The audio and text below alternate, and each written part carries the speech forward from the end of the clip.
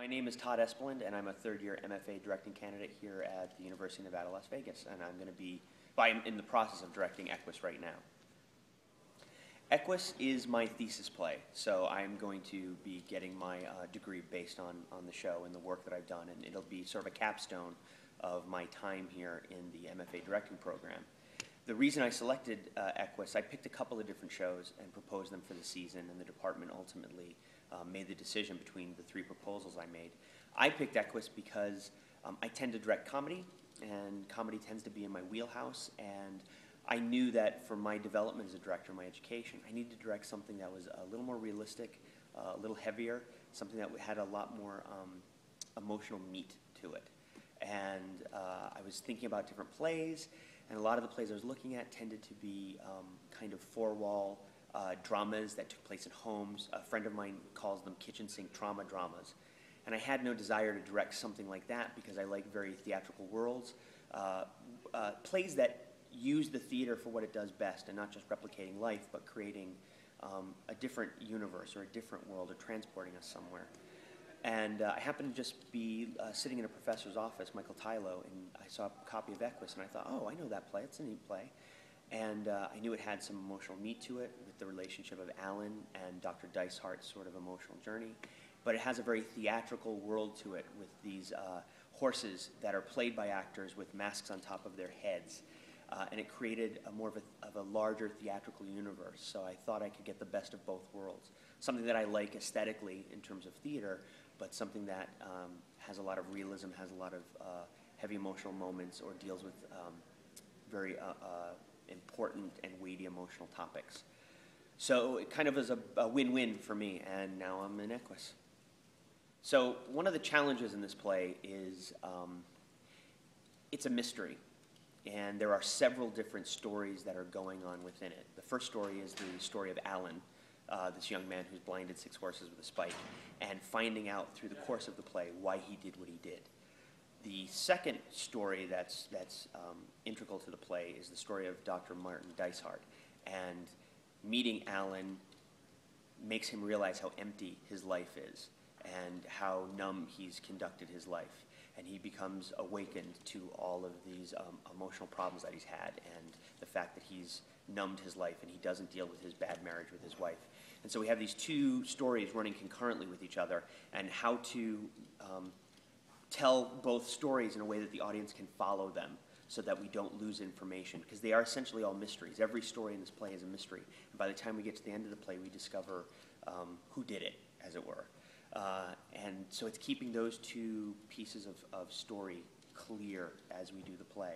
The other really difficult thing is dealing with this very realistic world we have, Alan in therapy with Dr. Dicehart and his family, and Dr. Dicehart interviewing the family. Simultaneously, we have this big theatrical world of these human horses with the masks on the head and large shoes.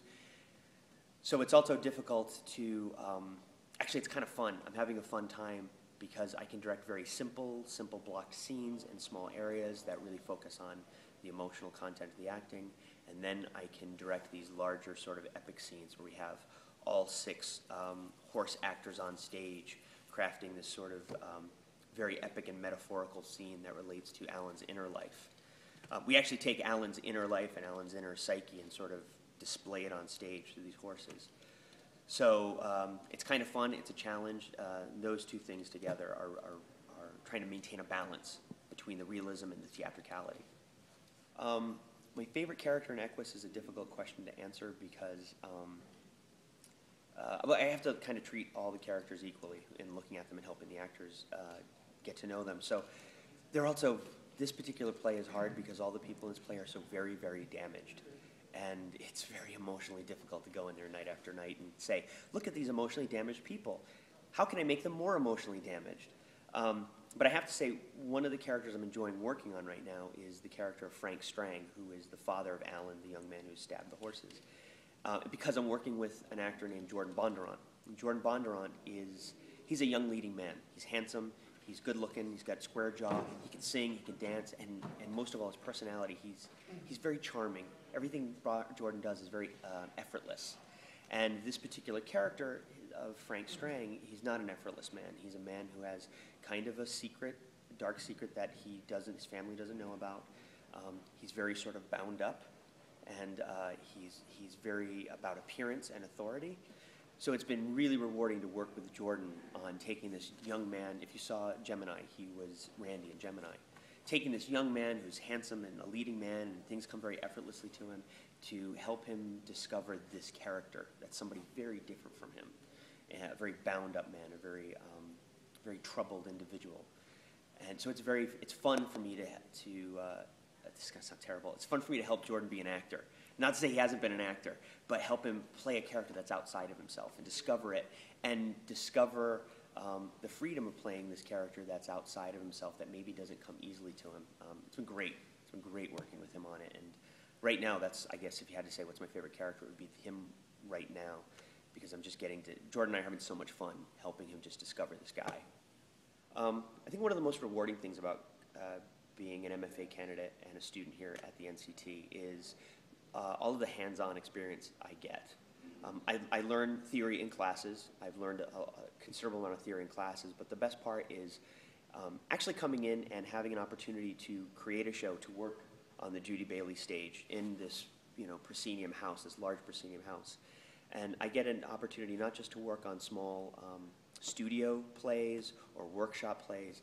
I have the responsibility and the importance of putting a show on in this venue and on this stage.